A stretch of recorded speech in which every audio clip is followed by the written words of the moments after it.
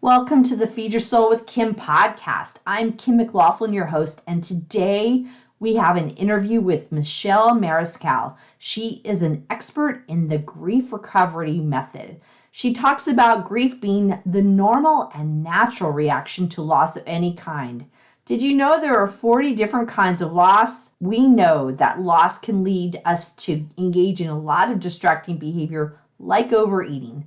Join us on the podcast as we talk about how we can learn what grief is and why it is important to recognize, discover the power of grief piling up in your emotional backpack, and practice 3 techniques to move through grief. Let's get started. Hi, everyone. Welcome to the Feed Your Soul with Kim podcast. I'm Kim McLaughlin, your host, and I have a special guest today. Michele Mariscal is a friend of mine. I think I've known her 8 years, like a lot of years. We've been in groups together and masterminds. We've spent time together. So I'm so happy she is here. We were just talking about her background, and she has a background of moving from science to spirit. Well, we're going to have to find out what that all is about. And she has a master's degree in kinesiology. She is here talking about grief, and that is her specialty. Obviously, kinesiology, spirit, food, grief, they're all connected, and we're going to get to know more of that today. Michele, welcome. If you could just give us an intro, a little bit more about who you are and what you do, that would be super helpful. Sure. Thank you, Kim. And hi, everybody. It's great to be here with you. This is not a thing you might hear very often, but I love to talk about grief. I think it's so important to talk about it, to bring it out of the shadows, because as you'll hear a little bit from my life, boy, did I try to keep it in the shadows and hide it and avoid it and try to get out of it any way I could. So my background, just educationally, I was a sciencey geek. I loved studying cell biology. And then while I was in school, I was way back in the day an aerobics instructor and personal fitness trainer. So I was finding that people were unlocking parts of themselves through this physical activity. And I was also very physical. So what the heck, I got a degree in that too. So I could look professional and do more work and be more credible and be able to provide more of the science behind movement. And then as I continued to work with people and really recognized all of the emotional and spiritual life that is a part of who we are when we're moving around, then that really opened myself up to wanting to know more from an educational standpoint of esoteric philosophy, hermetic science. So it all ties together. Any of you who might have read Bruce Lipton's Biology of Belief and his other work, it all has meaning in our bodies, in our psyches. And so how I find that it ties together is just conversationally with different clients, things may come up. And finding the grief recovery, I'll go ahead in and talk about how I found the grief work. I am a specialist with the grief recovery method, which I had never heard about. It's been around for 40 years now, and it's the first evidence-based program that in a very quick amount of time provides the action steps to allow us to get out of our head and into our heart to be able to process these very challenging emotions. So you can imagine me using education as a way to get along in the world. I was very oriented in my intellect and head. In your head. And so when losses just kept piling up, my head finally wasn't working well enough. I literally said, I don't know what happened to a part of my brain. I can't even decide if I want salmon or chili for dinner. Like, that's how bad. While you were going through the grief process, your brain wasn't able to function, and that's what you come to rely upon. My brain isn't telling me even what to eat, Not uh-oh, we have working. a problem, right? Yes, yes. Houston, we have a problem. So yes, so that and I had certainly done work with groups, grief groups, a psychologist, which was helpful at another time in my loss history. But this time I just continued to seek out. I knew I was looking for something. And so when I found this program, what appealed to me is that it was the thing that had a bit of a linear process to it, Yeah. but also allowed me to drop in and be able to say everything that I am experiencing with losses. Yeah. It's like that. It's when you talk about this, it strikes me as the idea of that mind body connection. That one way we can notice is if our head, if we're tend to be more in the intellect in our head, and then something happens and we try and stay in our head, but it just isn't seeming to work. We feel off, we feel off balance. And one of the things you talked about is like food comes into play. Is that what you're saying? I think is that we have to end up having that mind body connection, that is a way to move through that grief process. Yeah, it's and thank you for saying that, because one of the things that I found is that it was almost like I was trying to get out of my body. The emotions Yes. that I was experiencing were so convoluted. It was like a big knot of rubber bands Yeah. and so challenging that I didn't know how to pull them apart. So there was a time in my life when I was exercising 3 to 4 hours a day. And I had also during that time developed bulimia, which I kind of just kept passing off. Like, and this was again back in the late 80s when we weren't talking about any of this stuff. So it was kind of a secret, but I also didn't have a sense of anything was wrong. Like I mean, I knew something was wrong on some level, but I was just trying to get through the day and be functional and do my job really well. I was used to being very competent, but something was wrong in my relationship, and there was loss starting to Yes. happen there. Can I just back us up a little bit? I Sure. just was thinking that it would be helpful if we knew, what is your definition of grief? What does that mean? Because Yeah. I'm thinking we're talking about it. I assume everybody knows, but let's just catch everybody up and make sure we're all on the same page about what the definition is. Sure.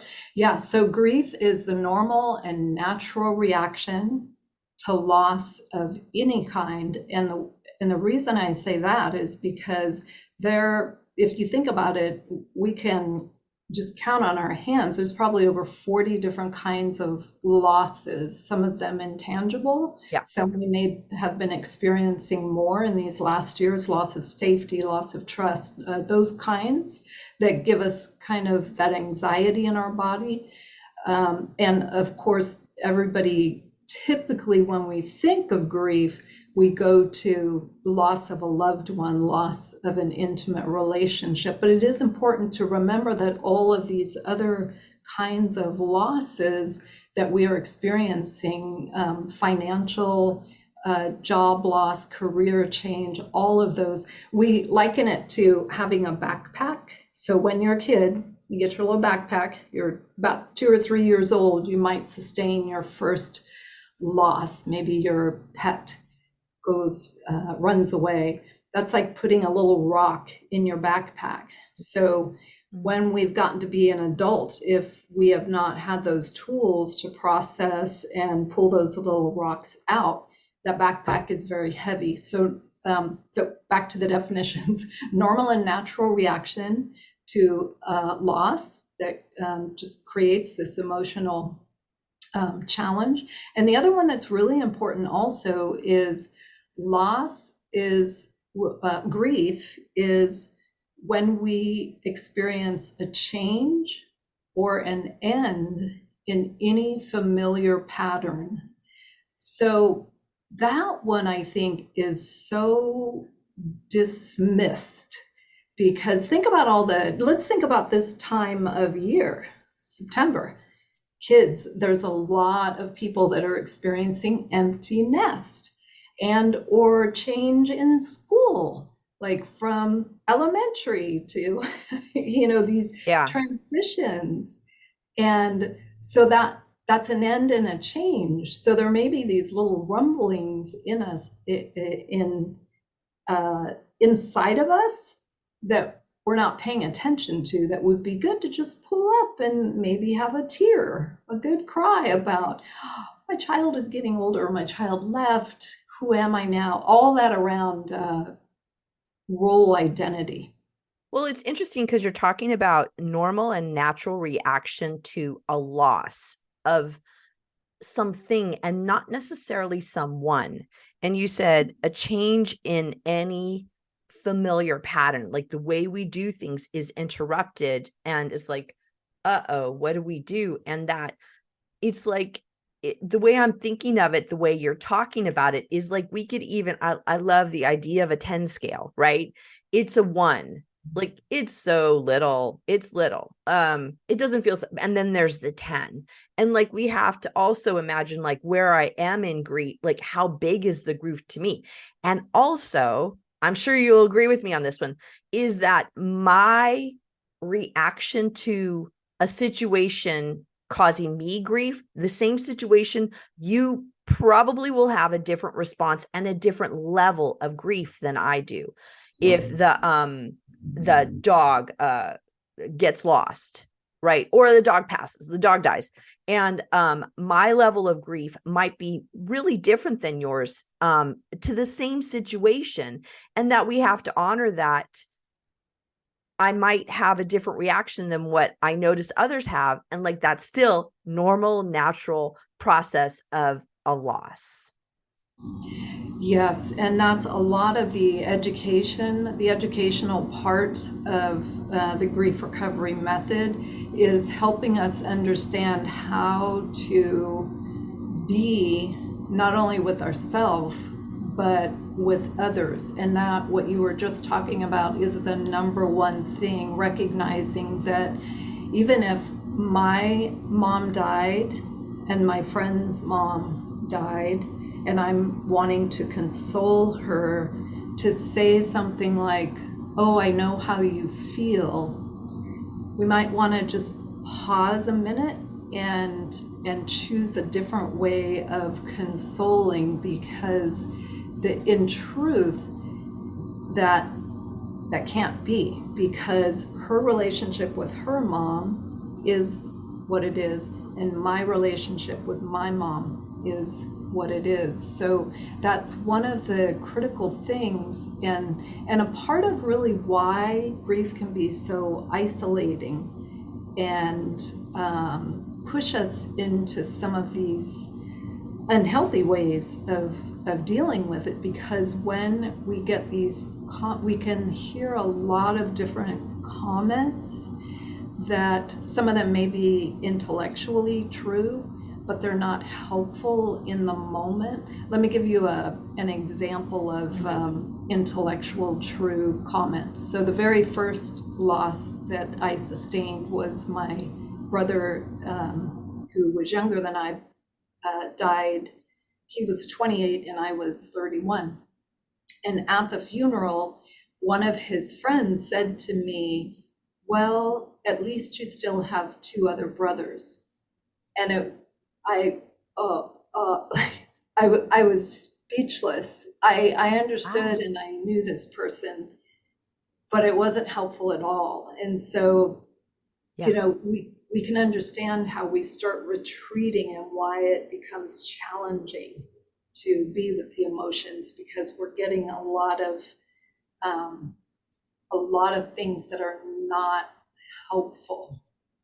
It's interesting. It makes me think about the whole time we've gone through with that, the 3 years of the pandemic crisis that's gone on, and that everybody's level of grief around that was really different, very individual. And the comments of you shouldn't feel that way, or this isn't that, or whatever the thing is, it doesn't honor that the person is experiencing something that is different than yours. And it requires us moving into empathy, right? Of, wow, that seems really hard for you. This, what Yes. can I do for you? How could I help you with this? I hear that you're upset. Really just being with them and their grief. And so that's one thing I have. And the other thing I thought of is I really love the visual of the backpack and the pebble and the pebble and the pebble. I have had I've worked in lots of places as a clinical director, psychotherapist, all the things. And what I noticed is that with our staff is that I used to work with homeless, mentally ill people, and we every 3 months, somebody would die. I mean, it just was the nature of the game. And which is sad because of lots of other issues that went on that created that system. But what would happen for the staff is and what happened for me is that somebody that I wasn't necessarily really close to, I would have more of a grief reaction than others. And it was fascinating to watch this happen among the people. And it made me think of what you just talked about with that pebbles in the back. And that I always thought, this isn't about this person right here because we don't really know them that well. I mean, they're not my family. They're a person I worked with, but that it's that pebbles in the back. And I was thinking that is that unresolved grief. Is that what you would call that? And can you talk about what that is? What is it? And then how do we notice it? And maybe what could we do with it? And I know Sure. those are big questions and, we don't have Yeah. all day, but like those to me, I find that they come up where something happens and I have this grief reaction. Somebody died that I didn't really know. It's like, wow, I'm feeling really upset. Something's up with those pebbles in my backpack. Mhm. Yeah, and it's interesting because something just occurred in the last couple days. I always say my life is fodder. And I think it was to help prepare to have an example for just this question because it surprised me the a level of emotion that I had. So talking about unresolved grief, how do we know? One of the biggest things is if, as we said, grief is the normal and natural reaction to loss. And what we do see, however, though, is if memories come up, it's very natural and normal for a memory to come up and maybe some sadness around it. How we can tell we're still in unresolved grief is if that memory takes us then down a dark alley and we start shutting down more, and we just begin to recognize I haven't left the house for 2 days, and or we move into those soothing behaviors, either immediately, opening the bottle of wine and just becoming unconscious to what's welling up.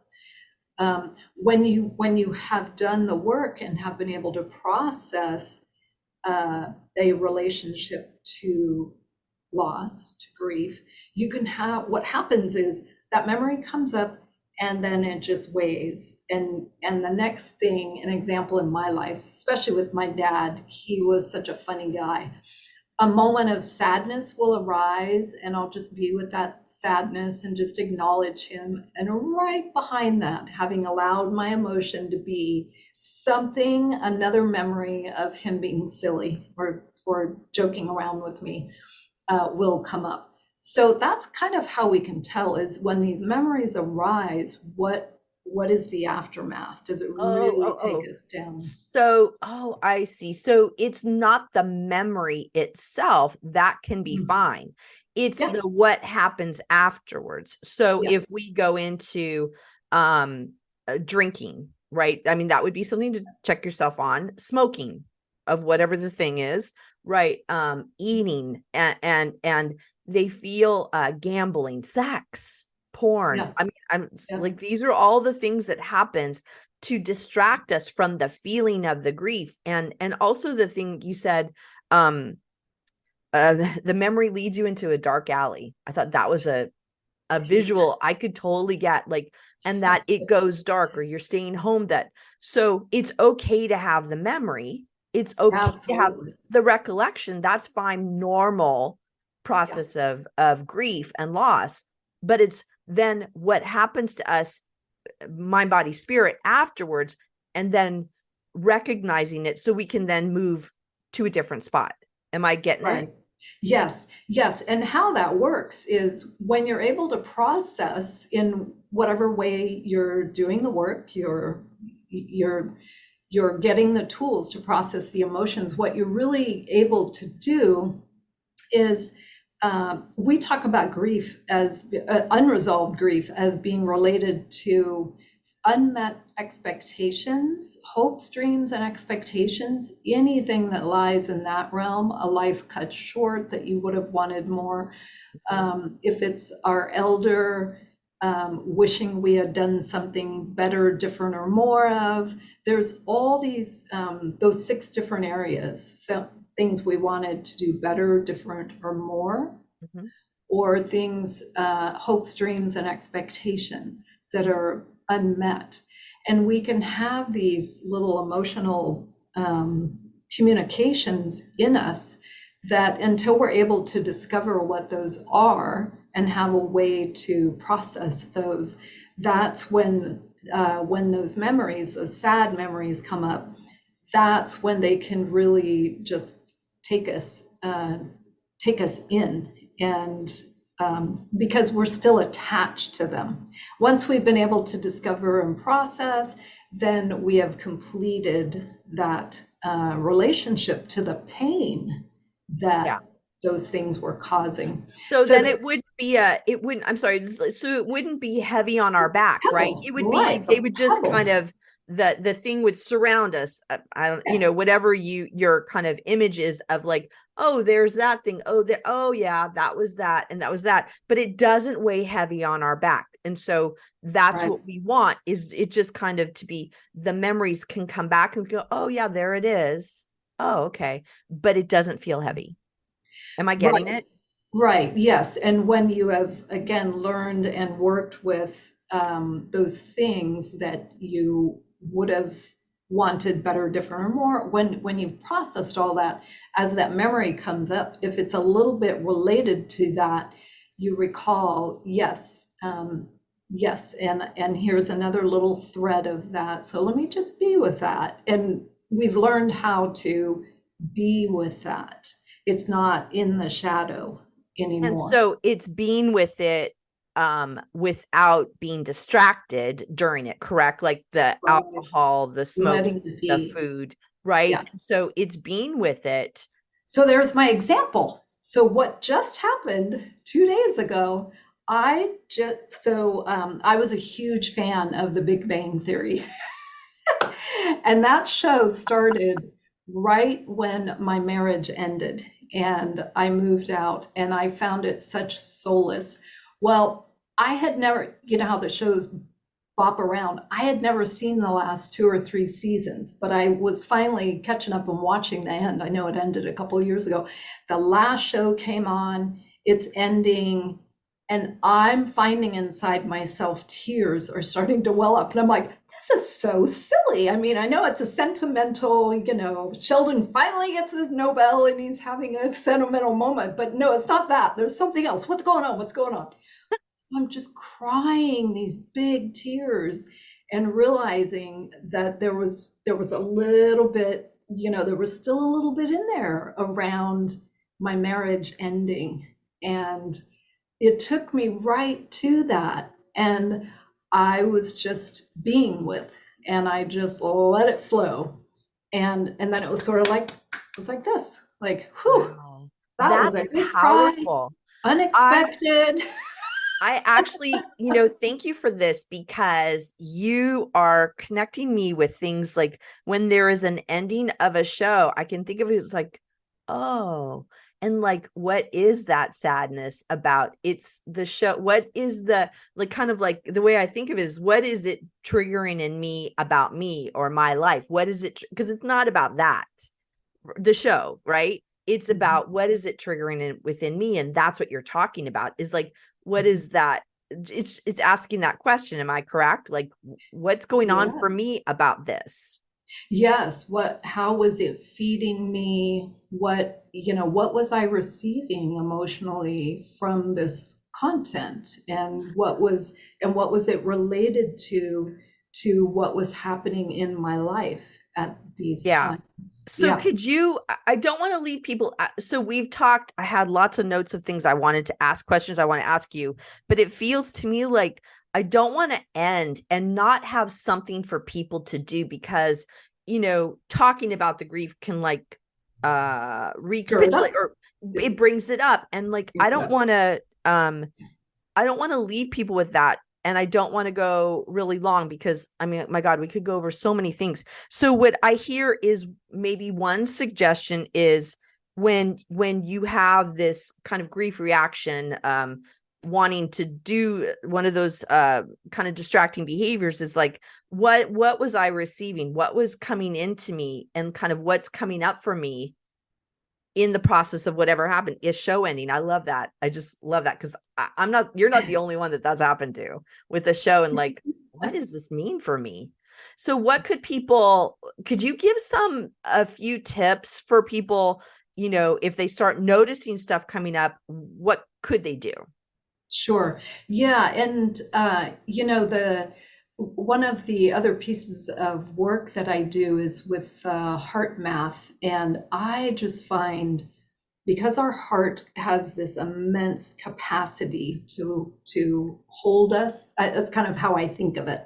Mhm. Um, One of the great things to do, because it can feel really anxiety provoking when these feelings are coming up, is just to like imagine them just being in your hand. Just keep asking what, because there's really a fear, a lack of safety maybe Yeah. that someone is feeling, and just bringing that, literally bringing your hands to your heart and just holding that, and know that your heart has the capacity to just, we call it a heart soak.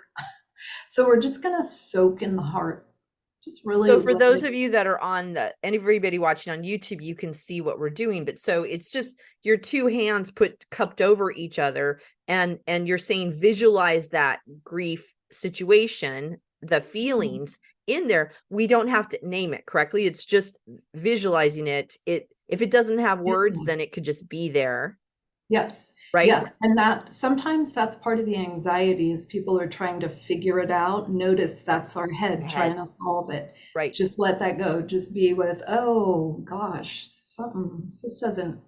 this feels heavy. Let me just do a heart soak. That's one. Um, the other that I really love, because we have been through so much trauma, all of us together, through those years of pandemic, the butterfly hug is one that I recommend all over the place, all the time. And you can, those of you listening, you can go to YouTube and visually see how to do that. But that butterfly hug is that alternating tapping with our hands. So we have our hands in kind of a butterfly position on our chest, and Yep, you tap one hand, then the other, one hand, then the other. yep. And that taps into some of the work, if any of you have done work with EMDR. Yes. Yeah, it helps. It just kind of switches the brain. It switches back and forth.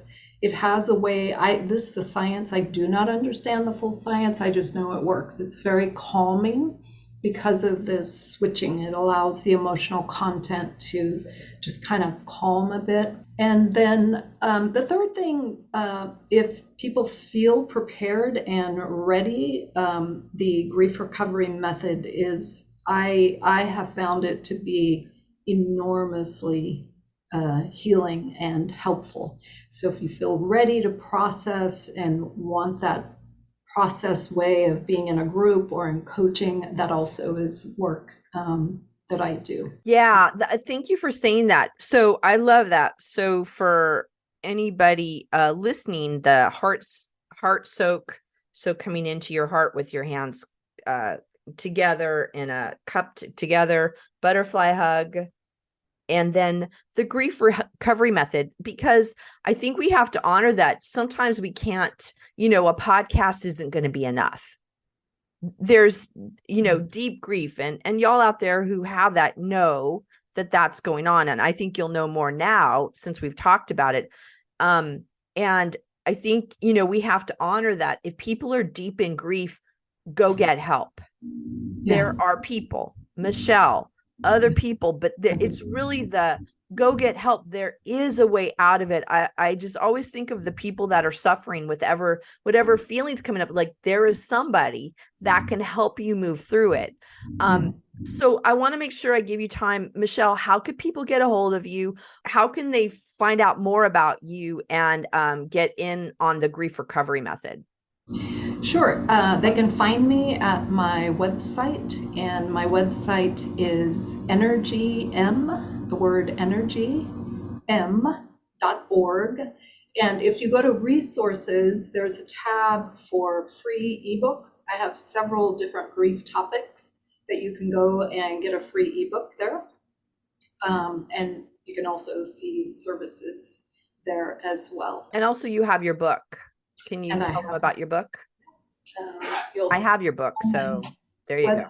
Yes, my book, Growing Through Grief. And that is something that I know for myself. The challenges that are brought to me really are brought for me. Some of you may know that philosophy. Yes. I truly do believe that, and have grown a lot through my own grief, with a lot of help from many different people, places, things, spiritual beings. Yeah, I call it a buffet. When we're doing grief work, it's a buffet. Okay. Pull in all that you feel serves you, and you know what that will be. Nice. So I will link all of that, your book, your website, your opt-in, we'll link all of that in the show notes.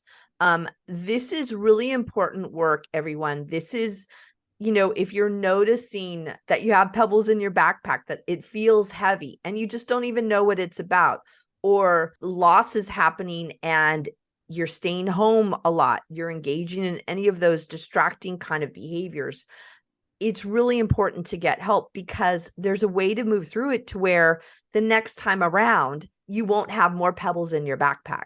You'll feel more free and more open, because we deal with loss often, daily. I mean, something different is changing on a daily basis, not the big losses, but there is loss and grief often. Michele, I want to thank you so much for being on the podcast. This is important information that people really need to know, and I'm so glad you came here to talk to us about it. Thank you. Yes, thank you. I was happy to be here with you and your audience. Thank you. Bye, guys. We'll talk to you later.